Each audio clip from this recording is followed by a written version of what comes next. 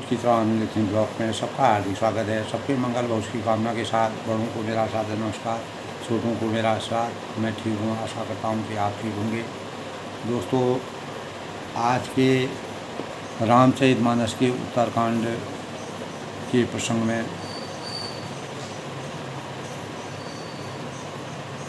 पक्षीराज गरुड़ जी को अपनी संपूर्ण वृत्तांत को काकभूषण जी के जीवन में जिस प्रकार के परिवर्तन आए और जिस प्रकार से उनको अनेक प्रकार के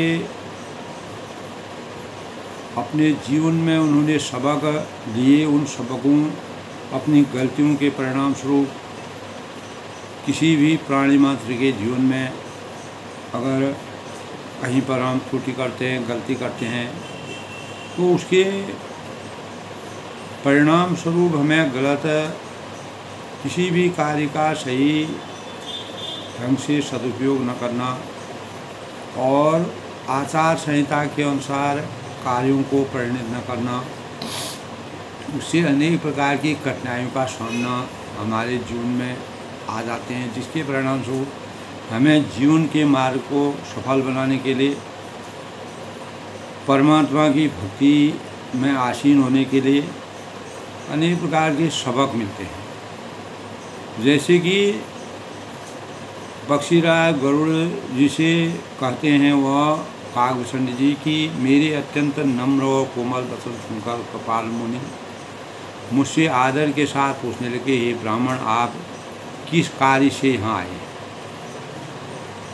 तो जब मैंने संपूर्ण कौवे के जन्म अनेक प्रकार के जन्मों में अवतीत होकर के इच्छा के अनुसार मेरी इच्छा मृत्यु का मुझे शिव जी द्वारा वरदान प्राप्त हुआ, उसी वरदान के परिणाम स्वरूप जब मैं ब्राह्मण योनि में आकर के मैंने अपने गुरु के सानिध्य में गया और गुरु के अनेक आश्रमों में मैंने ऋषि मुनियों के आश्रम का सानिध्य लिया, जिसके परिणाम स्वरूप अपने यानी जो लोमस ऋषि थे उनके आश्रम में मैं भ्रमण करते करते उनके आश्रम में पहुंचा। सुनि मम वचन विनीत मति मुंडु मुनि कृपाल खगराज मुई सादर पूसल भये द्विज आयो मते का।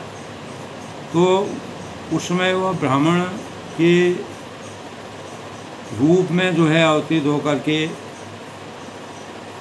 गुरु जी के पास पहुंचते हैं, जिन गुरु ने उनको श्राप दिया था और जिन गुरु ने शंकर जी की आराधना उनके श्राप को कम करने के लिए अनेक प्रकार की स्तुति की थी, आराधना की थी, शंकर जी का ध्यान लगाया था।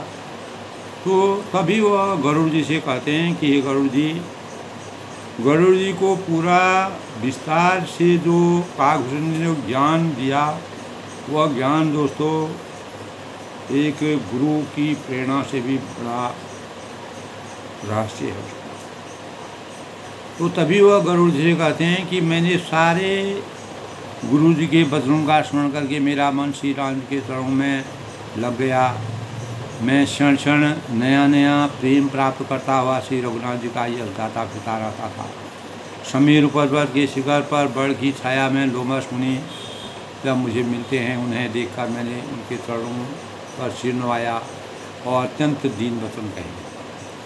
तब वह कहते हैं कि हे पक्षीराज, हे गरुड़ जी, मेरे अत्यंत नम्र कोमल वचन को सुनकर कृपालु जो मुनि लोमस थे मुझसे आदर के साथ पूछने लगे कि हे ब्राह्मण, आप यहाँ किस कार्य से आए हैं?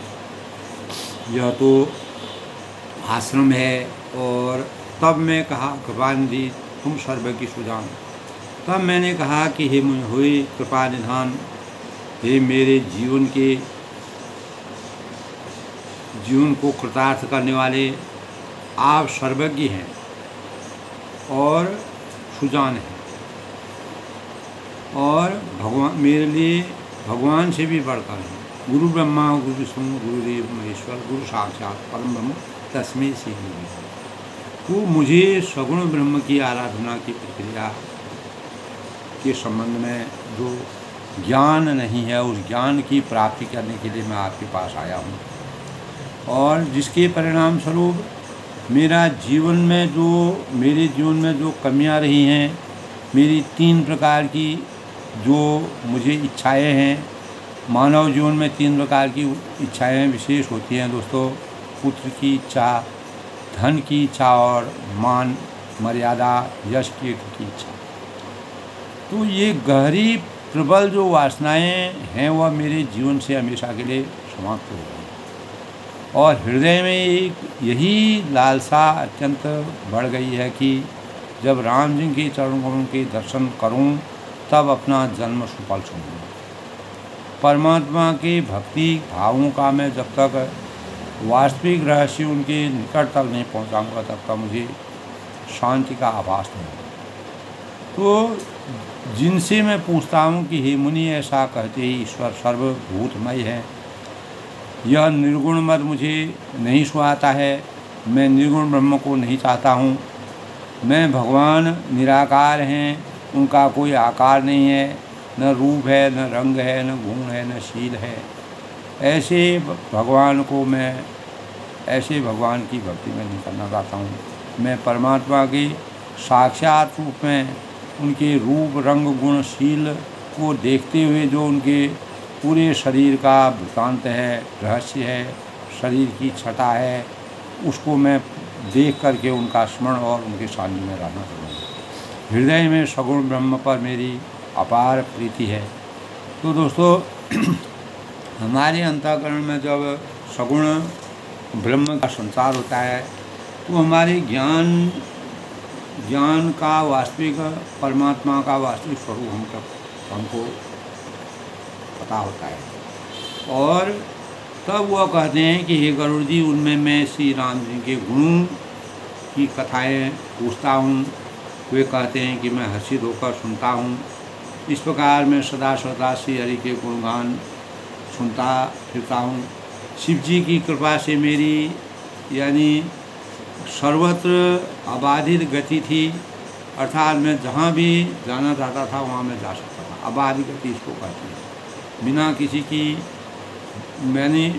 किसी से कोई चीज़ पूछे किसी भी जगह पर चला जाए। तो सयाना होने पर पिताजी ने मुझे पढ़ाने लगी तो मैं समझता था, सुनता था, विचारता था। मुझे पढ़ना अच्छा नहीं लगता था। मेरे मन में सारी वासनाएं मेरी समाप्त हो गई। केवल श्री राम जी के चरणों में मेरा ध्यान था। तो परमात्मा की आसक्ति की तरफ मेरा ध्यान बढ़ा, जिसके परिणाम से मुझे परमात्मा का सानिध्य प्राप्त हुआ। और तब वह कहते हैं, गरुड़ जी कहिए, ऐसा कौन अभागा होगा जो कामधेनु को छोड़कर गधे की सेवा करेगा। भक्ति के वास्तविक प्रसाद को प्राप्त करने और परम परमेश्वर भगवान राम जी का सानिध्य जिसको मिला है वह किसी दूसरे के शरण में नहीं जा सकता है। प्रेम में मग्न रहने के कारण मुझे कुछ भी नहीं सुहाता है। और पिताजी पढ़ा कर मुझे हार गए। लेकिन मैं जब माता पिता कालवश हो गए, मर गए, उनका देहांत हो गया, तब मैं भक्तों की रक्षा करने वाले श्री राम जी के भजन और करने के लिए वन में चला गया। और वन में परमात्मा के आशीर्वाद प्राप्त होकर के उन्होंने अपार 4 पर्वतों के बीच में सुंदर सरोवर और निर्मम छटा के परिवेश में सभी को लंबे समय तक सत्संग करने के भावों का संचार किया। और वन में जहाँ मुनीश्वरों के आश्रम माता आश्रम पाता वहाँ पर मैं जाकर उन्हें सुना। इसी प्रकार हुआ उन्होंने जिस प्रकार से वन में मतलब इस प्रकार से अनेक प्रकार से लोगों को गरुड़ जी ने भी और शंकर जी भी वहाँ पर हंस के रूप में अवतीत होकर के काकभूषण जी से मर्यादा पुरुषोत्तम भगवान राम जी के वास्तविक स्वरूप का आनंद लेने के लिए उनके सत्संग को सुने। इसलिए शंकर जी ने ही गरुड़ जी को भी उनके सानिध्य उनके संदेह संशय को समाप्त करने के लिए उनके पास भेजा। तो दोस्तों इस प्रकार से जो है वन में जहाँ जहाँ मुनीश्वरों के आश्रम उनको मिलते थे, जब वह ब्राह्मण रूप में अवतीत यानी काकभूषण जी जो है अपने श्रेष्ठ गुरु के पास गए और गुरु ने उन्हें वहाँ आने का कारण पूछा। और तब सर्वज्ञ और तब उन्होंने कहा कि आप मेरे सब कुछ है, माता तुम्ही माता पिता तुम हो, तुम्हें बंधुष्टादिव तुम्हें विद्या द्रोणुमिव तुम्हें सर्वम मंदिर, यानी आप मेरे सब कुछ है। तो हे भगवान, मुझे सगुण ब्रह्म की आराधना की प्रक्रिया कहिए, कैसे मैं साक्षात रूप में परमात्मा के भजन कीर्तन कर सकूं, भगवान परमात्मा का ध्यान लगा सकूं और परमात्मा की भक्ति में आ सकूं। तो दोस्तों, इस प्रकार के कल के प्रसंग में काकभूषण जी के अंतःकरण में परमात्मा की प्रति जो स्नेह है, जो लगाव है, उसका वर्णन मिलता है। आज के प्रसंग में दोस्तों सबसे पहले हम आज के पंचांग की बात करते हैं। आज दोस्तों आज का पंचांग आज 9 अक्टूबर 2024 आश्विन माह के शुक्ल पक्ष की षष्ठी तिथि है और माँ दुर्गा के महागौरी के अवतार की यानी माँ गौरी के काल रात्रि के रूप में पूजा की जाती है और 1:14 तक सायं, उसके बाद षष्ठी तिथि है आज, उसके बाद 1:14 के बाद सप्तमी तिथि शुरू हो जाएगी। सूर्य आज दोस्तों कन्या राशि में प्रवेश करेंगे। सौभाग्य योग का संयोग आज है 6:36 तक सुबह, उसके बाद तैतिल 12:14 सायं, उसके बाद गर 12:48 तक वाणिज्य शुभ फलदायक दिन माना जाता है। आज के शुभ मुहूर्त की बात करें तो अभिजीत मुहूर्त दोस्तों यानी संपूर्ण दिन आज जो है अभिजीत मुहूर्त का संयोग रहेगा। केवल राहु काल 12:08 से दोपहर 1:35 तक, इस दौरान किसी भी प्रकार के शुभ कार्य को करना वर्जित है और संपूर्ण दिन आज शुभ योग का फल है। दोस्तों आज के अगर राहु काल की बात करते हैं तो 12:08 से दोपहर 1:35 तक राहु काल है और आज का अमृतकाल 10:37 से 12:17, ब्रह्म मुहूर्त आज 4:39 और से 5:37। सूर्योदय आज 6:25 पर होंगे और सूर्यास्त 6:02। तो इस प्रकार दोस्तों आज काल रात्रि माता के रूप में माँ का पूजन किया जाता है और शारदीय नवरात्र का 7वां दिन माँ कात्यायनी की उपासना की जाती है, काल रात्रि की उपासना की जाती है और इससे जातक को सभी तरह के संकटों से छुटकारा मिलता है। और माँ का काल रात्रि दुर्गा माता की 7वीं शक्ति है और देवी के यानी अनेक प्रकार के हमारे जीवन के विकारों को दूर करने वाली और अनेक प्रकार के चंद्रिका के नाम से भी यह देवी जानी जाती है। माँ का यह प्रचंड स्वरूप होता है और माँ ने अपने शत्रुओं से छुटकारा पाने के लिए इस प्रकार का अवतरण दिया था। जब माँ पार्वती के शरीर से बाहर आने के बाद पार्वती की त्वचा जो है वह काली पड़ गई थी और जिसके परिणामस्वरूप इसकी वजह से उन्हें कालिका और कालरात्रि नाम दिया गया है। दोस्तों माँ कालरात्रि का स्वरूप भयानक है, शुभ फलदायक वाला है। जो माँ के स्वरूप का पूजन करता है उसको अनेक प्रकार की शक्ति का वरदान मिलता है और आत्मीय शक्ति में प्रगाढ़ता आती है और अनेक प्रकार की अग्नि भय है, जल भय है, जंतु भय है, शत्रु भय है, रात्रु भय है आदि से हमको अनेक प्रकार के दैहिक भौतिक तापों से हमको मुक्ति मिलती है। तो इनकी पूजा नवरात्रि के 7वें दिन माँ कालरात्रि की पूजा की जाती है और माँ कालरात्रि को यानी फूल और चंदन और चढ़ाया जाता है, गुड़ का भोग लगाना चाहिए और लगाया जाता है। माँ कालरात्रि की पूजा सुबह और रात के समय ही की जाती है। रात में माँ कालरात्रि की सुबह पूजा की जाती है और मान्यता दोस्तों हमारे शास्त्रों में यह भी है कि माँ के काल रात्रि का फूल बहुत ही पवित्र माना गया है, यानी रात रानी का फूल बहुत ही पवित्र माना जाता है। यह दुर्गा का 7वां रूप माना जाता है और माँ दयालु कृपालु और विजय प्राप्त करने के लिए अनेक प्रकार के हमारे जीवन के विकारों को और अनेक प्रकार की दुर्भावनाओं को और अनेक प्रकार के रोग शोक से हमारी निवृत्ति करती है, जिसके माँ के इस किसी प्रकार के भयों से हमको मुक्ति मिलती है। कोई भी भय हो, काल रात्रि दुष्टों का नाश करने वाली हैं, सज्जनों का सृजन करने वाली हैं और दूर अनेक प्रकार की बाधाओं को दूर करने वाली हैं और अग्नि भय, जल भय, जंतु भय, शत्रु भय और रात्रि भय से हमें हमेशा मुक्ति मिलती है। शत्रु भय से हमको छुटकारा मिलता है।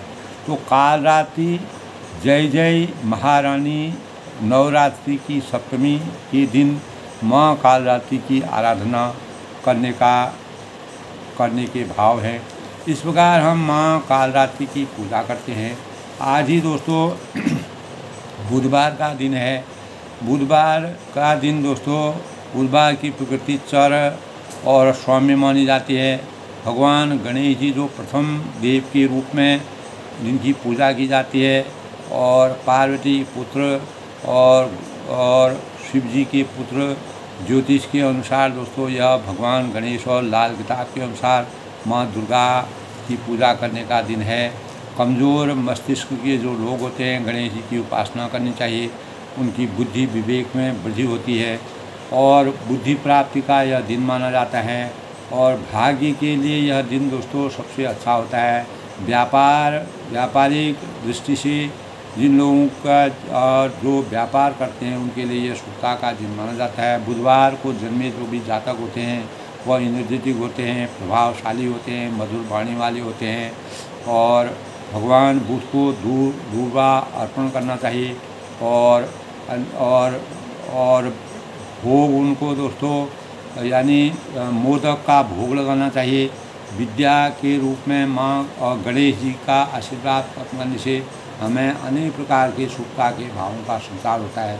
और हिंदू धर्म में दोस्तों भगवान गणेश जी प्रथम पूज्य के रूप में माने जाते हैं और इसीलिए पार्वती ने गणेश जी को जब जन्म दिया था तब बुद्धदेव कैलाश पर्वत पर अवतरित हुए।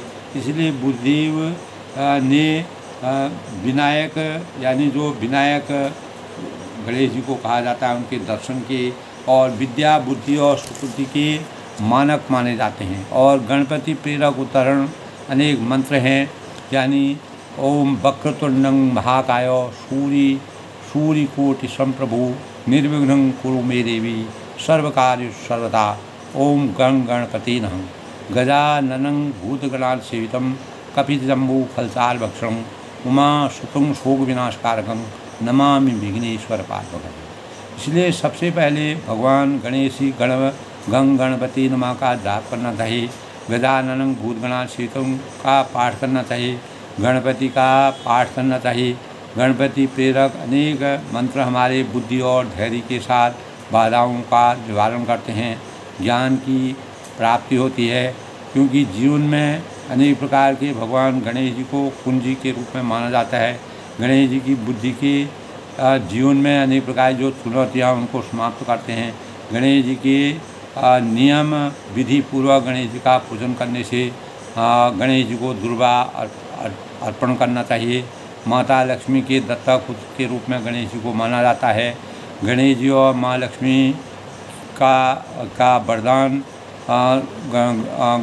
यानी गणेश जी और लक्ष्मी जी को गणेश जी का वरदान प्राप्त था जिससे उनकी पूजा साथ साथ की जाती है।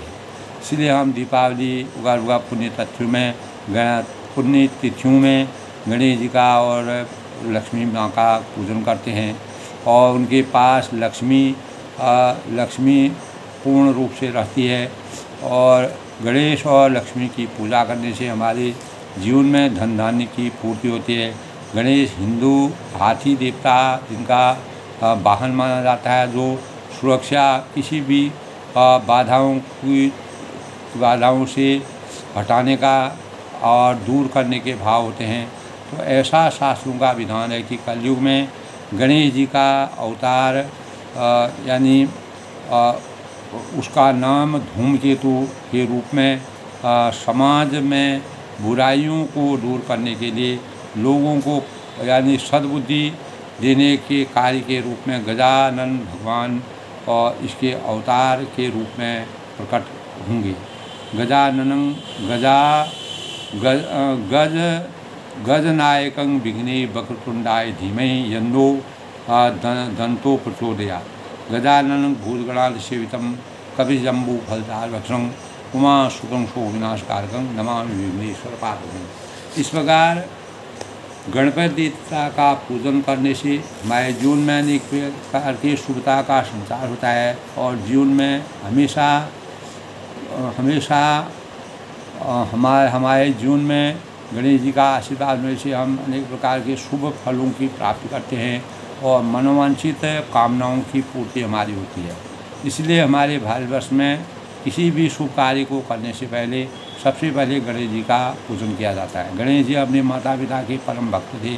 उन्होंने देवताओं में सबसे परिक्रमा करके अपने माता पिता की आराधना करके प्रथम पूज्य के रूप में अपनी मान्यता ग्रहण की, जिसके परिणाम सभी देवता उनको प्रथम पूज्य के रूप में मानते हैं। तो दोस्तों, हमारे जीवन में जिस प्रकार गरुड़ जी के संशय को काकभूषण जी ने हमेशा के लिए समाप्त कर किया, तो संशयों से हमेशा हमें मुक्ति प्राप्त करने के लिए, अपने ज्ञान के खजाने को खोलने के लिए, अज्ञान रूपी अंधकार से ज्ञान रूपी प्रकाश में जाने के लिए भगवान शिव ने गरुड़ जी को काकभूषण के लंबे समय तक के सत्संग में भेजा। इसके परिणामस्वरूप गरुड़ जी को काकभूषण ने पूरा ज्ञान विस्तार से बताने का प्रयास किया। तो संशयों से मुक्ति होना हमारे जीवन में भगवान की भक्ति हम तब प्राप्त कर सकते हैं जब हमारे अंतःकरण में किसी प्रकार की संशय नहीं होती। इसलिए रामचरितमानस में काकभूषण जी ने हमेशा संशयों से मुक्ति पाने के लिए अपने जीवन को चरितार्थ किया और अनेक प्रकार से कौवे के जीवन में कौवे के रूप में अवतरित होकर के हजारों साल तक भी आराधना की। सर्प के रूप में उन्होंने अवतरण लिया। अनेक प्रकार के विभिन्न प्रकार के प्राणियों में उन्होंने लिया। जो इच्छा के अनुसार जो योनि जन्म मरण के बंधन से उनको मुक्त किया, गुरु का आशीर्वाद था।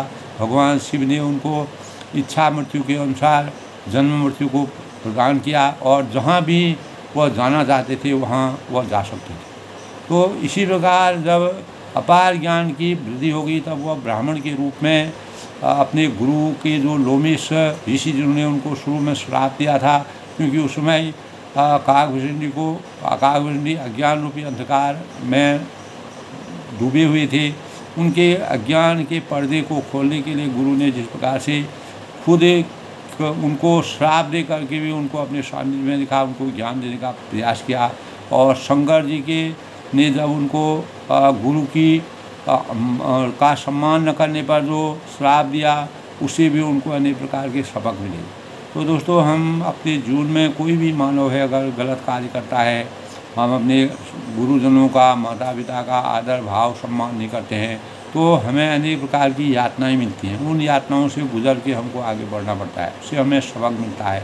उसी सबक के परिणामस्वरूप काकभूषण को अपार ज्ञान की प्राप्ति हुई और परमात्मा परम परमेश्वर भगवान रामचंद्र ने उनको एक ब्रह्मांड की छवि को अपने शरीर में दिखाया और जगत की पूरी लीलाओं को दिखाया, बाल लीलाओं का वर्णन कराया, बाल लीला से उनके जीवन को धन्य किया और अनेक प्रकार के शुचिता के भावों से मर्यादा पुरुषोत्तम भगवान राम जी ने काकभूषण के जीवन में एक छोटे से पक्षी के रूप में जो अवतरित हुआ, जिसकी कोई नीच पक्षी जिसको कहा जाता है, उसको भी अपार भक्ति का, यही मर्यादा पुरुषोत्तम भगवान राम जी की मर्यादा का सबसे बड़ा स्वरूप था। इसीलिए उनको आदर्शता का प्रतीक माना जाता है। रामचरितमानस में इसलिए काकभूषण जी का प्रसंग बहुत ही आचार संहिता के साथ किया जाता है और काकभूषण ने जिस विश्व का गरुड़ जी को शिक्षा दी, वह भी हमारे जीवन में तुलसीदास ने जिस प्रकार की रचना की है वह हमारे लिए अभूतपूर्व है। तो दोस्तों, मनुष्य को सदैव संशयों से मुक्ति रहना आवश्यक है। मनुष्य को सदैव काल एवं परिस्थितियों के अनुरूप निर्णय लेने होते हैं। जिस प्रकार की परिस्थिति होती है, इसमें जैसा समय होता है, तो निर्णय में संशय का का अविश्वास हितकारी होता है। और वास्तव में असंशय का मन की दुविधा होने पर कर्म में सफलता भी संदिग्ध हो जाती है। हम जीवन में जिस भी कार्य को आरंभ करते हैं, अगर उसकी प्रारंभिक अवस्था से ही मन में संशय उत्पन्न हो जाए तो हम उस कार्य को कभी पूर्ण मनोयोग से पूरा नहीं कर सकते हैं। तो वस्तुतः संशय हमारा शत्रु होता है, जिसका गरुड़ जी अनेक प्रकार से विचरण करते रहे, अंत में वह काकभूषण के संपर्क में आए। इससे विपरीत मन में असंशय की सफलता के प्रति दृढ़ता के भाव प्रायः हारी हुई बाजी से पलट देता है। तो अनेक प्रकार के दोस्तों जब जो है हमारे जीवन में वैचारिक दृढ़ता से बल पर अनेक प्रकार के लोगों ने अपने जीवन को साकारता के पथ पर, सकारात्मकता के पथ पर अग्रसित किया। यदि हम गहनता से विचार करें तो पाएंगे कि ये कई बार ऐसा होता है कि संशय की स्थिति हमें अनिर्णय की ओर ले जाती है, जिसके परिणामस्वरूप हम मान लेते हैं कि मान लो हमको किसी नदी को पार करना है, हम नदी के तट पर पहुँचते हैं, वहाँ अनेक नौकाएँ खड़ी होती हैं। यदि हमारा मन संशय में लगा रहेगा तो इनमें से हम निर्णय ही नहीं ले पाएंगे हम किस नाव में बैठ कर के इसको पार करें। तो इस अनिर्णयी स्थिति से हमारे अपने जीवन को सकारात्मक बनाने के लिए नदी पार करना भी संदिग्ध हमारे लिए हो जाएगा। ऐसे में हमें संशय रहित होकर, दुविधा रहित होकर के, किसी प्रकार की संदेह भ्रम में पड़ने के बिना किसी एक नाव का चयन श्रद्धा और विश्वास के साथ करना होगा। तभी हम गंतव्य स्थान तक पहुँच सकते हैं, अपने लक्ष्य तक पहुँच सकते हैं, अपनी सफलता को प्राप्त करने में सामर्थ्यवान होते हैं।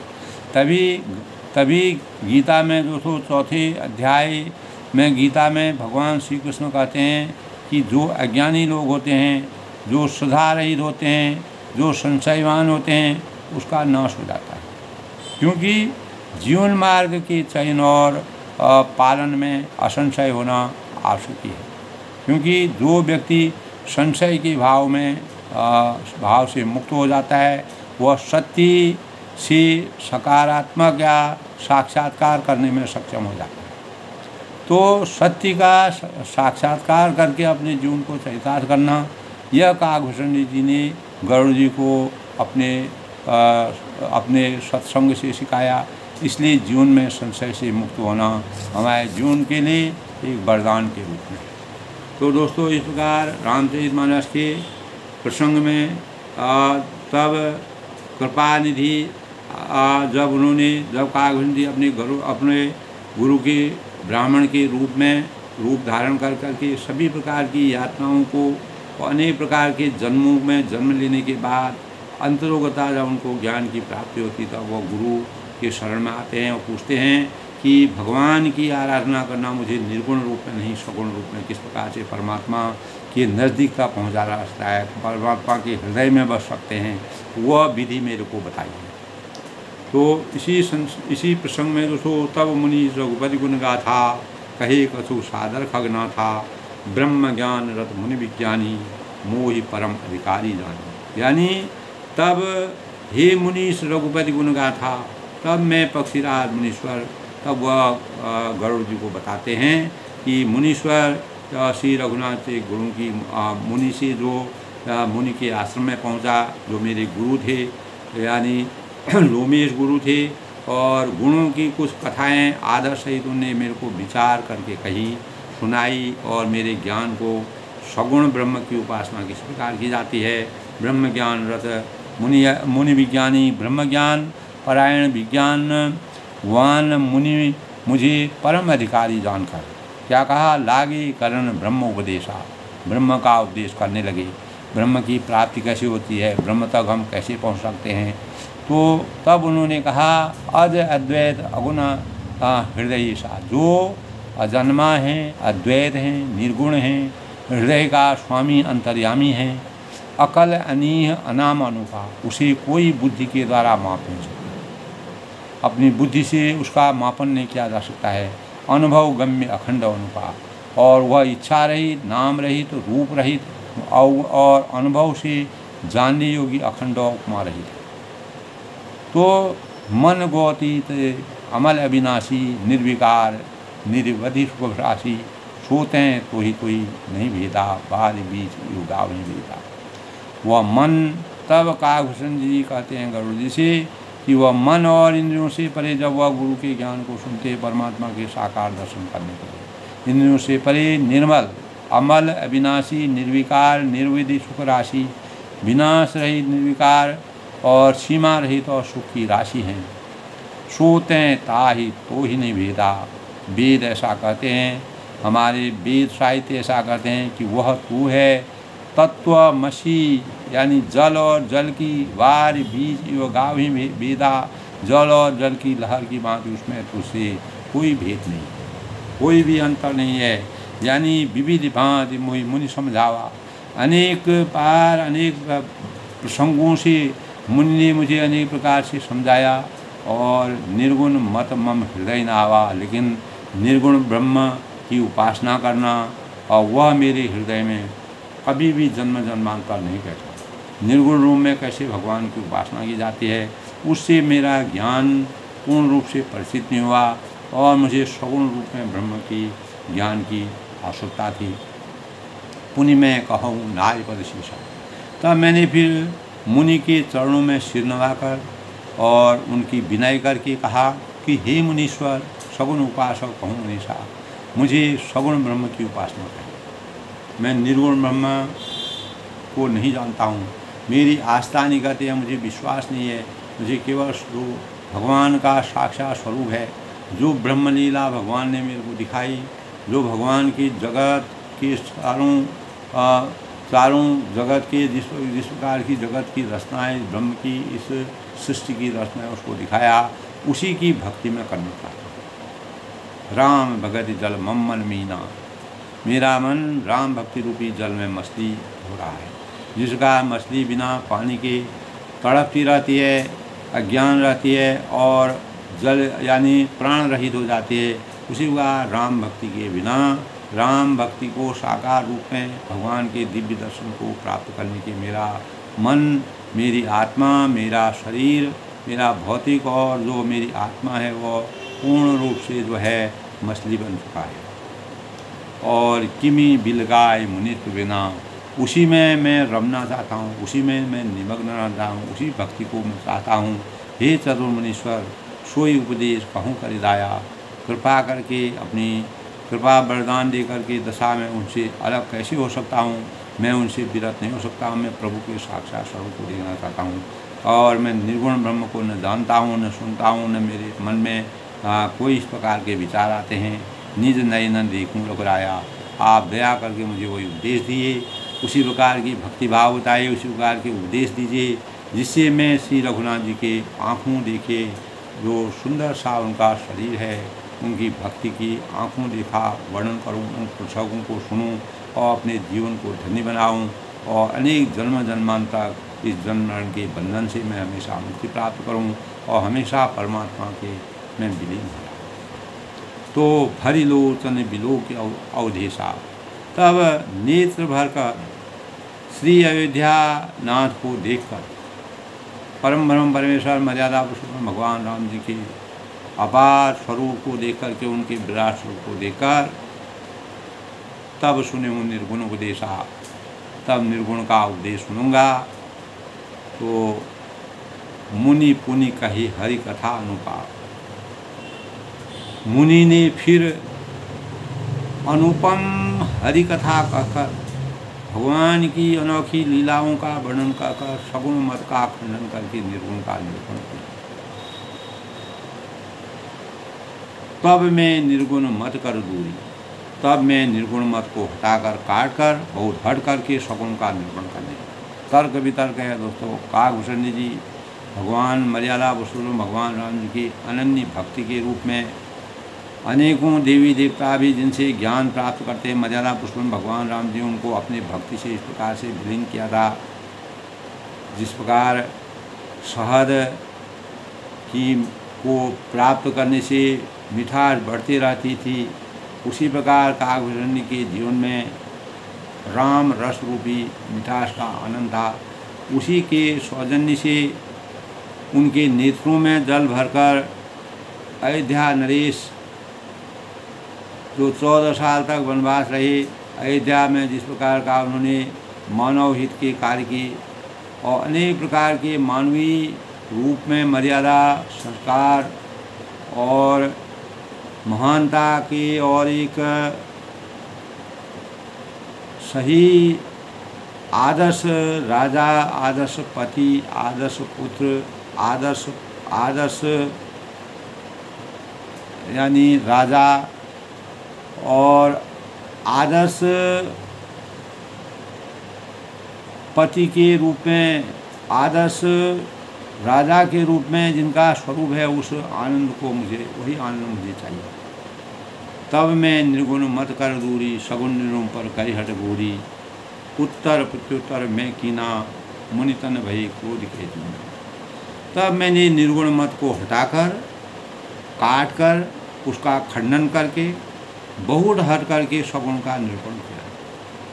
यानी निर्गुण को मैंने अपने जीवन से हमेशा, क्योंकि मैंने मर्यादा पुरुषोत्तम भगवान राम की वास्तविक स्वरूप का दर्शन किया, इसीलिए मैं हमेशा गुरु के आशीर्वाद को प्राप्त करके उन्हीं के साकार स्वरूप का दर्शन हर्ष में करना चाहता हूँ। और उत्तर प्रत्युत्तर मैं कीना, मैंने अनेक प्रकार के उत्तर की, प्रत्युत्तर की और तर्क वितर्क किया और इससे मुनि के शरीर में क्रोध चिन्ह उत्पन्न हुई। लेकिन जैसे ही मैंने उनसे आराधना की और अनेक प्रकार के प्रसंग किए और मेरी प्राण राम जी जब मेरी परीक्षा ले रहे थे, सुन प्रभु बहुत अवज्ञा किए, उपज क्रोध ज्ञान की हे, अति संग रसन जो कर होई, अनर प्रगढ़ चंदन के हो। तब वह कहते हैं कि प्रभु सुनिए, बहुत अपमान करने पर ज्ञानी भी हृदय में क्रोध उत्पन्न हो जाता है। जब उन्होंने अनेक प्रकार के तर्क वितर्क की, सगुण ब्रह्म की उपासना के ध्यान को लगाया, तो उनके अंतःकरण में भी अनेक प्रकार के तर्क वितर्क हुए। यदि कोई चंदन की लकड़ी बहुत अधिक रगड़े तो वह भी अग्नि प्रकट कर लेती है। तो बार बार सकोप मुनि करें निरूपर ज्ञान, मैं अपने मन बैठ स्वभाव करूँ विधि अनुमान। तब मुनि बार बार क्रोध रहित होकर ज्ञान का निरूपण करने लगे। तब मैं बैठा अपने मन में अनेक प्रकार के अनुमान करने लगा। क्रोध की द्वैत बुद्धि बिनु, द्वैत के बिना अज्ञान, माया बस परिच्छन्न जड़ों जीव की इस समान। और बिना द्वैत बुद्धि के क्रोध कैसा, और बिना अज्ञान के क्या द्वैत बुद्धि हो सकती है। यानी माया बस परिच्छन्न जड़ों, माया के वश में रहने वाला परिच्छन्न जड़ जीव जो है, जो चराचर जीव है, क्या ईश्वर के समान हो सकता है? कभी नहीं हो सकता है। कबहूँ की दुख सब कर हित त्यागे, ताकि ते कहें दरिद्र परम जाके। सबका हित चाहने से क्या कभी दुख हो सकता है? अगर हम लोक कल्याणकारी भावनाओं को अपने अंतःकरण में, जिसका मर्यादा पुरुषोत्तम भगवान ने कहा, तो अपना हित का हमको हमेशा सुंदर मार्ग का चयन हमारे जीवन में होगा। कहीं के दरिद्र परम जागे, जिसके पास पारसमणि है, उसको क्या कभी दरिद्रता घेर सकती है? नहीं घेर सकती। अगर हमें परमात्मा की भक्ति के लिए सगुण रूप की उपासना का जो हमारे अंतःकरण में, चाहे सगुण निर्गुण किसी भी रूप में हम भगवान को ध्याएं, अगर हमारे विचार सही हैं तो हमको दरिद्रता कभी नहीं घेर सकती है। पर दोही की होई निशंका, दूसरे के द्रोह करने से क्या निर्भय हो सकते हैं? किसी से अगर हम हमेशा किसी का द्रोह करते हैं, उसके बारे में गलत सोचते हैं, राग द्वेष कपट छल छिद्र करते हैं, तो हम कभी भी निर्भय नहीं हो सकते, भय से रहित नहीं हो सकते हैं। और कामी पुनि रहे अकलंका, और कोई कामी क्या कलंक रहित बेदाग रह सकते हैं। जो कामी पुरुष होते हैं, जो काम भावना में हमेशा आसक्ति जिनकी रहती है, वो कभी भी बेदाग नहीं रह सकते, दाग रहित नहीं रह सकते। उनके जीवन में पवित्रता का वास्तविक भावों का सृजन हो सकता है। वंश की रह द्विज अनहित कीने, कर्म की हो स्वरूप ही चीने, काव सुमति की खल संग जामी, शुभ गति पाव की पर प्रिय गामी। यानी वंश की रह द्विज अनहित कीने, यानी जो ब्राह्मण का बुरा करने से क्या कोई वंश रह सकता है? नहीं रह सकता। मर्यादा पुरुषोत्तम भगवान रामचंद्र ने, जब परशुराम जी ने उनकी उनका शिव के परम पुजारी परशुराम जी थे। मर्यादा पुरुषोत्तम भगवान राम जी सीता के स्वयंवर में, सीता जनक जी के जो परिताप था, जो उनके अंतर्गण में दुख था, सीता जी का स्वयंवर करना आवश्यक था, ऐसे समय में उन्होंने शिव जी का धनुष तोड़ा। लेकिन परशुराम जी उससे बहुत व्यथित हो गए। व्यथित होने पर जब वह राम जी के पास आए तो वंश की रज अनहित की नहीं, तो ब्राह्मणों का बुरा करने से क्या कोई वंश कर सकता है। तो भगवान रामचंद्र जी और लक्ष्मण जी ने अनेक प्रकार के तर्क वितर्क करने पर भी जब परशुराम को वास्तविक बातें समझाई बुझाई, उनके क्रोध को उन्होंने ठंडा किया। भगवान रामचंद्र जी धीरता के स्वरूप थे। लक्ष्मण जी को गुस्सा आया, परशुराम जी को भी गुस्सा आया। अनेक प्रकार के तर्क वितर्क हुए। जब परशुराम जी ने रामचंद्र की परीक्षा ली, उस परीक्षा में जब रामचंद्र ने उनके धनुष को तोड़ दिया, जो उनके पास धनुष था, शिव यानी वह विष्णु का धनुष था, उसको तोड़ा, तब उनको वास्तविक स्वरूप पता हुआ कि इन्होंने किस कारण से शिव जी के धनुष को तोड़ा। तो वास्तविक जो शक्ति का भगवान लोक कल्याण के लिए अगर कार्य करते हैं, जनक जी की पीड़ा को दूर करने के लिए, सीता जी का स्वयंवर करने के लिए, अनेक प्रकार के अहंकारी राजाओं का मान मर्यादा खत्म करने के लिए मर्यादा पुरुषोत्तम भगवान राम ने जिस प्रकार के अवतार लिया, तो ब्राह्मण का बुरा करने से क्या कोई वंश नहीं रह सकता है। और कर्म की होई, यानी जो ज्ञानी लोग होते हैं, ज्ञानी का अपमान कभी नहीं करना चाहिए। कर्म की होई स्वरूप ही थी नहीं, स्वरूप में पहचान आत्मज्ञान होने पर क्या आत्म यानी आसक्तिपूर्वक कर्म हो सकते हैं, नहीं हो सकते हैं। तो काहू सुमेल की खल संग जामी, दुष्टों के संग से क्या किसी को सुबुद्धि उत्पन्न हो सकती है। बिनु सतसंग विवेक न होई, राम कबा बिनु सुलभ न सोई। तो जो दुष्टों की संग होती है वह हमेशा जीवन के लिए अहितकारी होती है।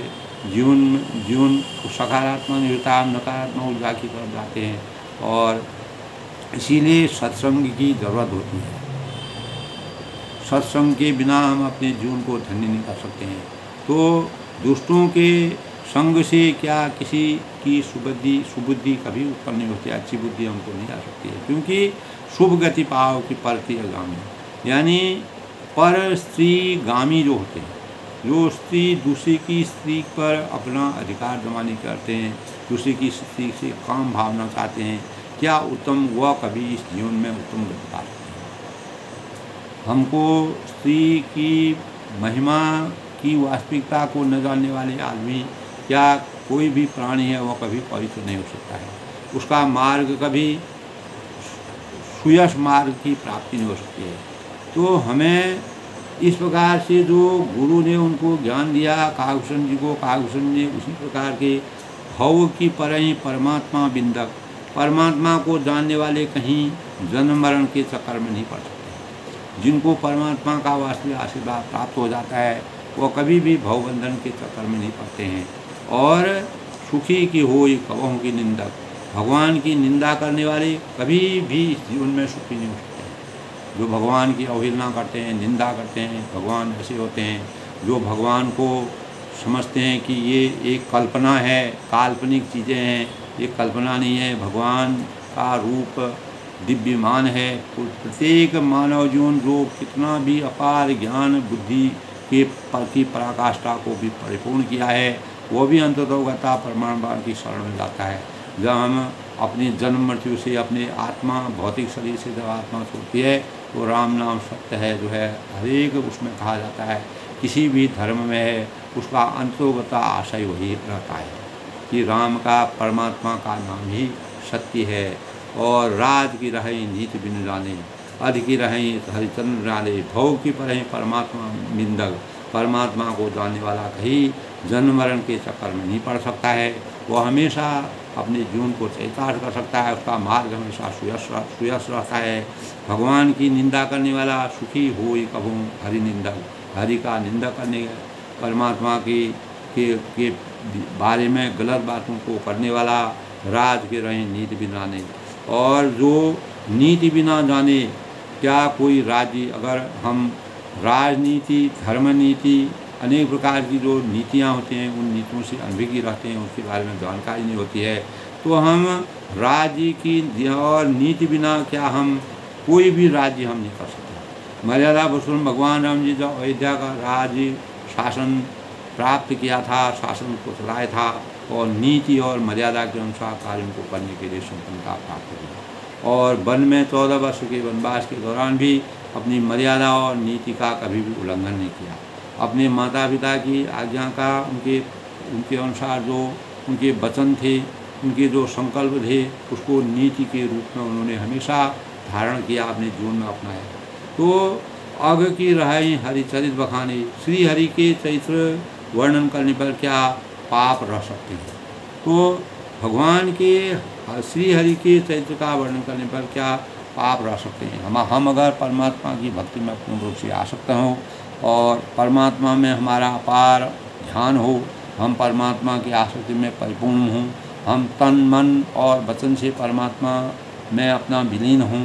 काकभूषण ने जिस प्रकार से सगुण ब्रह्म की उपासना के लिए भगवान के ऊपर अपना पूरा समर्पण करने के ध्यान का वर्णन किया, उसका प्रसंग किया, उसके बारे में जाना और परमात्मा के वास्तविक शरीर को देखने का, और जो सगुण साक्षात रूप में परमात्मा को जो दर्शन करना चाहता है वह निर्गुण को देख करके कभी खुश नहीं हो सकता है। इस प्रकार के भावों से काकभूषण जी ने गरुड़ जी को अपने गुरु के सानिध्य में जाकर के जो ज्ञान की प्राप्ति की, वही भाव दोस्तों तब कहा है भोग की परही परमात्मा निंदक, यानी परमात्मा को जानने वाला कभी भी जन्म मरण के बंधन में नहीं आ सकता है। और भगवान की निंदा करने वाला, परमात्मा की निंदा करने वाला, उनको काल्पनिक कहने वाला, वह कभी भी सुखी नहीं रह सकता है। इस संसार में याद कर लो दोस्तों। और नीति बिना जाने क्या कोई, अगर हम नीति नहीं जानते हैं, मर्यादा नहीं जानते हैं, कोई आचार संहिता नहीं जानते हैं, तो हम अपने जीवन में कोई भी राज्य करने में, कोई भी सत्ता करने में, परिवार चलाने में भी हम मतलब परिपूर्ण नहीं हो सकते। तो कहने का तात्पर्य यह है कि दोस्तों अग की रही हरिचरित्र बखाने, हरि के चरित्र वर्णन करने पर क्या पाप, अगर हम हमेशा परमात्मा की भक्ति में आसीन रहते हैं, परमात्मा की भक्ति में तल्लीन रहते हैं। काकभूषण जी हजारों साल तक जब कौवे के एक छोटे से रूप में अवतरित होकर के उन्होंने जन्म जन्म पर आनंद की अनुभूति की, परमात्मा का वास्तविक दर्शन किया, अनेक प्रकार की इच्छा मृत्यु की प्राप्ति की, जहाँ जा सकते थे वहाँ जाने का उनको परमात्मा ने आशीर्वाद दिया था। और उनको इसी में भक्ति, भगवान का आशीर्वाद किसी भी स्वरूप में प्राप्त हो, वही हमारे लिए दुर्लभ है। उसी की हमको सबसे बड़ी कल्पना करनी चाहिए। परमात्मा का अगर हमको शांति मिलता है, हमारे सब कार्य, हमारा यह जन्म अगला जन्म, हम अनेक प्रकार के जन्म के बंधन से हमेशा मुक्ति प्राप्त करते हैं। दोस्तों आज के प्रसंग में अपनी वाणी को विराम देते हुए सबके मंगल भविष्य की कामना के साथ हमें अपने जीवन को परमात्मा के अगर स्वरूप में हम हमेशा बंधे रहेंगे, भगवान की निंदा करने से हम बचेंगे, नीति का ज्ञान हमारे जीवन में होगा, तो श्री हरि के चरित्र का अगर हम अच्छी प्रकार ज्ञान हमको होगा, तो हम अनेक प्रकार के पापों से और जन्म मरण के बंधन से, इस सांसारिक मोह बंधन और अनेक प्रकार के भौतिक आशुताओं से परे रहकर मानव हित के लिए, मानवता के सही स्वरूप का आनंद उठाएंगे और परमात्मा का आशीर्वाद प्राप्त करके तुलसीदास द्वारा विकसित जिस प्रकार का हृदय स्पर्शी वर्णन किया है, हमारा अज्ञान रूपी अंधकार से हम ज्ञान रूपी प्रकाश की तरफ जाएंगे और हम मानव जीवन में अवतीर्ण होकर के मानव धर्म के वास्तविक स्वरूप का आनंद उठाने में समर्थमान हो। सब लोग सुखी रहें, खुश रहें। भगवान मर्यादा प्रसन्न भगवान राम जी का आशीर्वाद सभी पर बना रहे। सबके मंगल भविष्य की कामना।